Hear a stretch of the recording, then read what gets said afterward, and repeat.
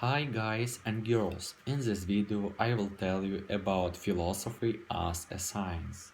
Philosophy is the study of general and fundamental questions such as those about existence, reason, knowledge, values, mind and language. Such questions are often posed as problems to be studied or resolved.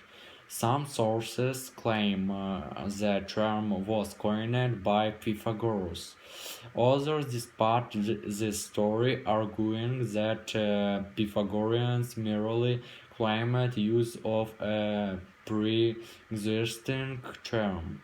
Philosophical methods include questioning, critical discussion, rational argument, and systematic presentation.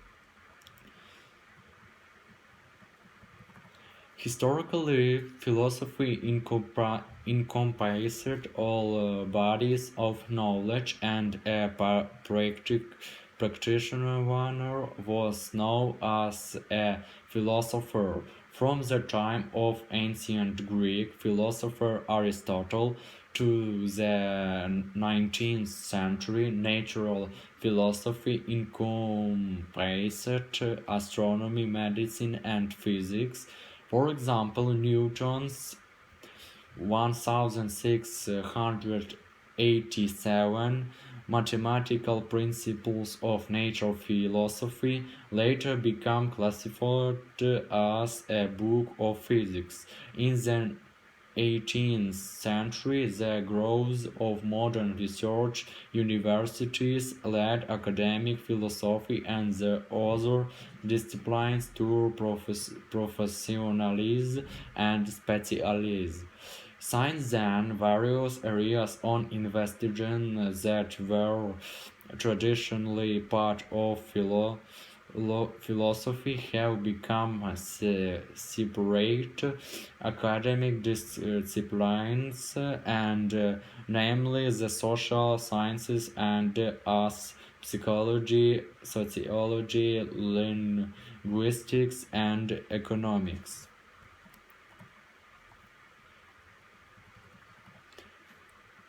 Today, major fields of academic philosophy include metaphysics, which is concerned with the fundamental nature of existence and reality, epistemology, which studies the nature of knowledge and belief, ethics, which is concerned with moral value, and logic, which studies the rules of inference or that allow one to derive conclusions from true premises.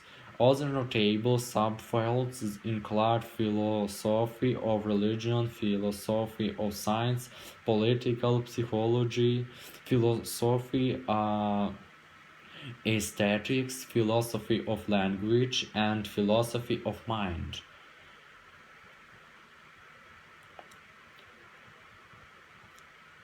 Definitions. There is wide agreement that philosophy from the ancient Greek, philos, law, and sophia, wisdom, is characterized by various general features. It is a form of rational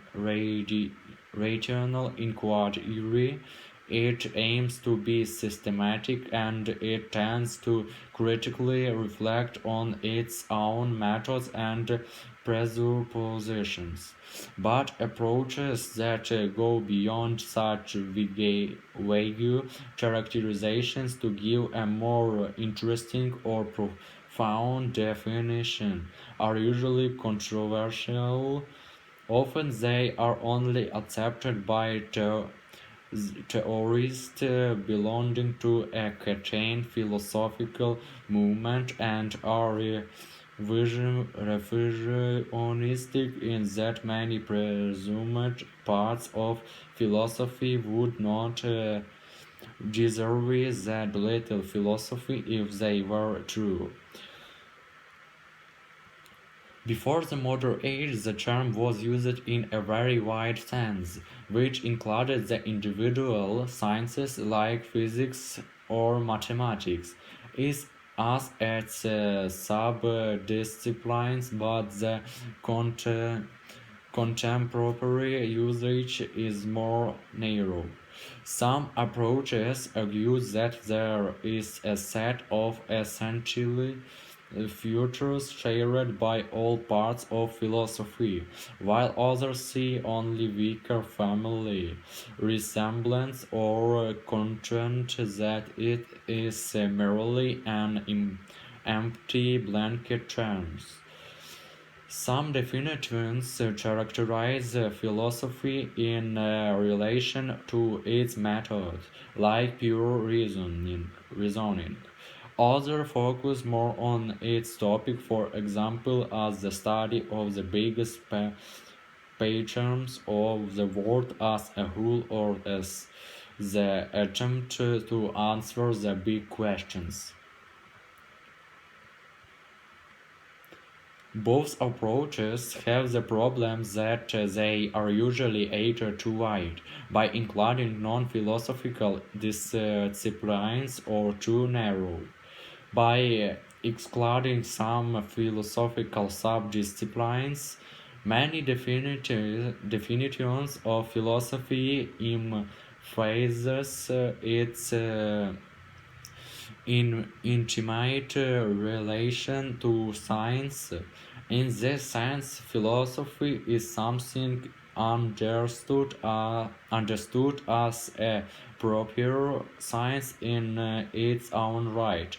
Some naturalist approaches, for example, see philosophy as an empirical yet very abstract science that is concerned with very wide-ranging empirical patterns instead to particular observation. Some phenomenologists, on the other hand, characterize philosophy as the science of essences. Science-based definitions usually face the problem of explaining why philosophy in its long history has not made the type of progress as seen in other sciences.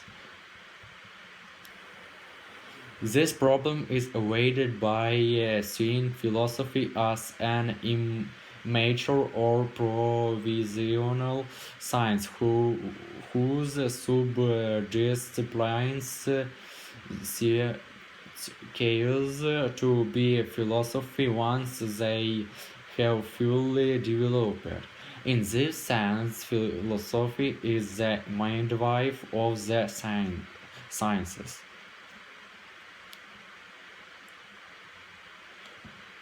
Other definitions focus more on the contrast between science and philosophy.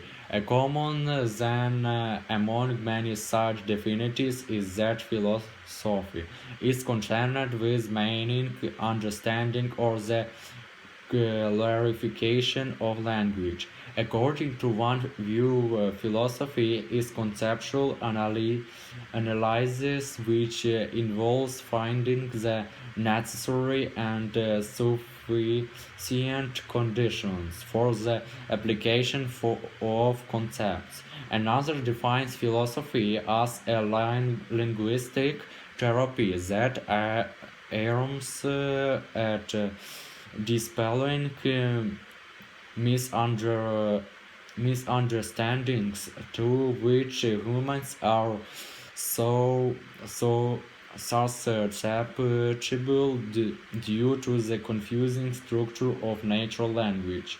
One more approach holds that the main task of philosophy is to articulate the pre-ontological understanding of the world, which acts as a condition of possibility of experience. Many other definitions of philosophy do not clearly fall into any of the aforementioned effervescent categories. An early approach already found in ancient Greek and Roman philosophy is that philosophy is a spiritual practice of developing one's reasoning ability. This practice is an expression of the philosopher's law of wisdom and has the aim of improving one's well-being by leading a reflective life. A closer related approach identifies the development and articulation of more worldviews as the principal task of philosophy, e.a. to express how things on the grand scale hang together and which practical stance we should take towards them.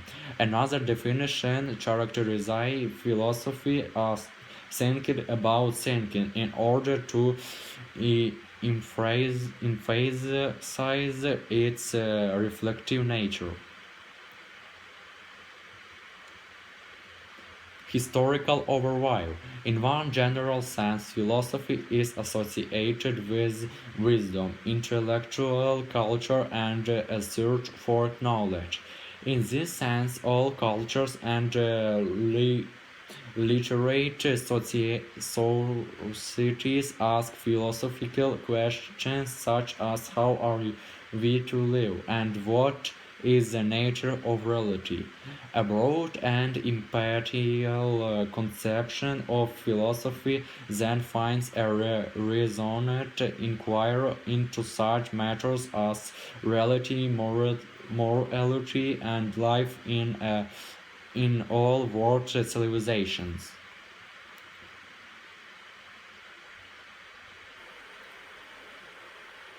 Western psychology. Western psychology is the Western philosophy is the philosophy tradition of the Western world, dating back to great Socratic thinkers who were active in 16th century Greece BCE, such as Thales and Pythagoras, who practiced a law of wisdom and were also German students of nature physiology.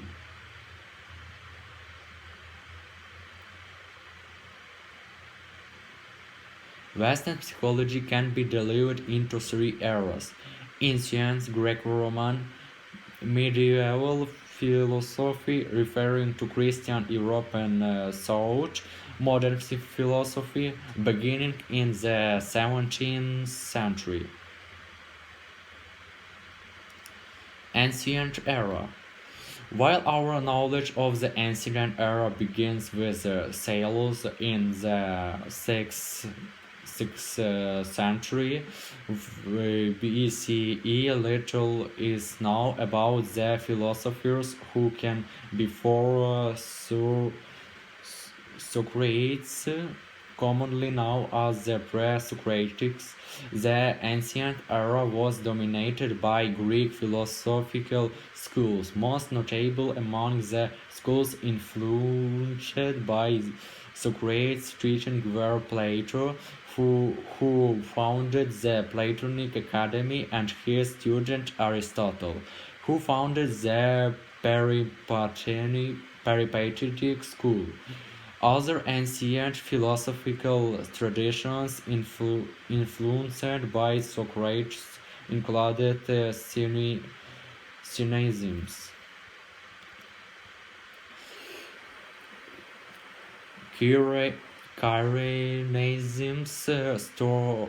Stoicism, and academic skepticism. Two other traditions were influenced by Socrates'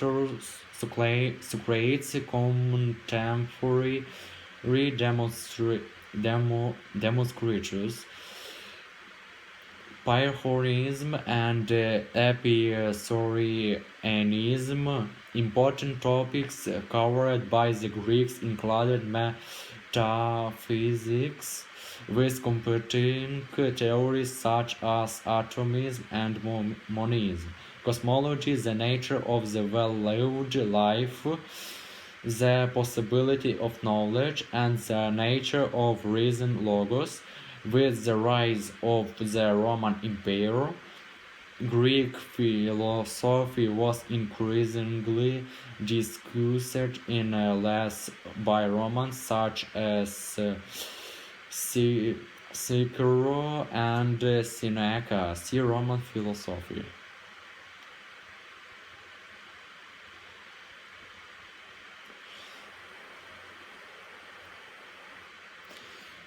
Medieval era. Medieval philosophy 5th to 16th centuries took place during the period following the fall of the Western Roman Empire and was dominated by the rise of Christianity. It hence reflects Judeo-Christian theological concerns while also retaining a continuity with Greco-Roman thought. Problems such as the existence and nature of good, the nature of faith and reason, metaphysics, and the problem of evil were discussed in this period. Some came medieval thinkers included St. Augustine, Thomas Aquinas, Boetius, Anselm, and Roger Bacon. Philosophy for those thinkers was viewed as an aid to theology, and hence they sought to align their philosophy with their interpretation of sacred scripture. This period saw the development of scholasticism, a text critical method developed in medieval universities, based on close reading and disputation on key texts. The Renaissance period saw increasing focus on classic Greco-Roman thought and on a robust humanism. Modern era. Early modern philosophy in the Western world begins with thinkers such as Thomas Hobbes and René Descartes. Following the rise of natural science, modern philosophy was concerned with developing a secular and rational foundation for knowledge and moved away from traditional structures of authority such as religion, scholastic thought, and the church. Major modern philosophers include Spinoza, Leibniz, Locke, Berkeley, Hume, and Kant. 19th century philosophy, something called the late modern philosophy, was influenced by the wider 18th century movement termed the Enlightenment and includes figures such as Hegel, a key figure in German idealism. Kierkegaard, who developed the foundations for existentialism, Nietzsche, framed anti-Christian, John Stuart Mill, who promoted